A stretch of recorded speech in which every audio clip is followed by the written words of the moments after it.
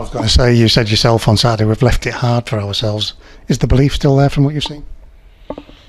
Well, we can only show that on the match day. You know, we can continue to train, we can continue to apply all our aspects and continue to work towards a game plan. But we must show it out there, and we have to show it this Friday. Food for thought, team selection wise, with players that are coming back and available?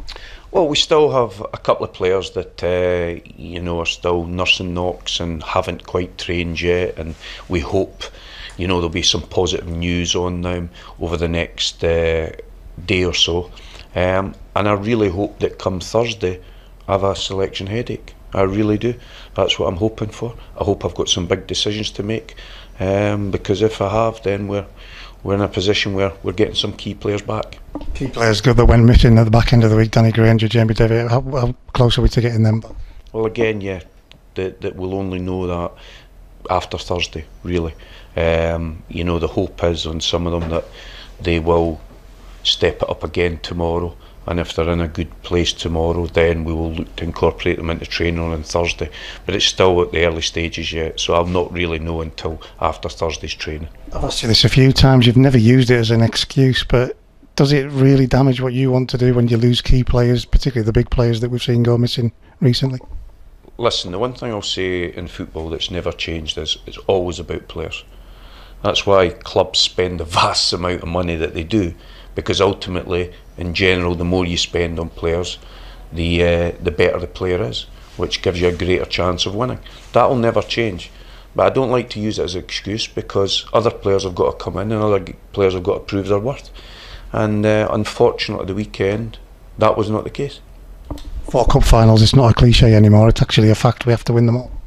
I think that we do. I think that the 12 points would probably see us in there, but it wouldn't guarantee us that, and that's the disappointing factor. So we have to start with Lincoln on the weekend. They obviously can come here and win the title, but we have to ensure that doesn't happen, because that's not an enjoyable experience, and it's not something that I want the team to experience nor our supporters experience. They could win it regardless of the result, but it's all about us, isn't it? It's about why we need the points. Massively. But that should be a motivation as well, that no team comes here and celebrates on our field. So we have to ensure that doesn't happen this weekend. Is that something you talk to the players about, the fact that let's not have them celebrating on Brunton Park? Well, it's something that I haven't spoke about yet. There was other issues to speak about, but it's something that I'll make them aware of, and I'm sure they're very much aware of that themselves. Unbelievable run that Lincoln are on, but it has to end somewhere. Of course, and we have to be the team to end that run, and as I've said, we need to play with intensity, we need to be aggressive in our play. If we aren't that, we'll never win the game.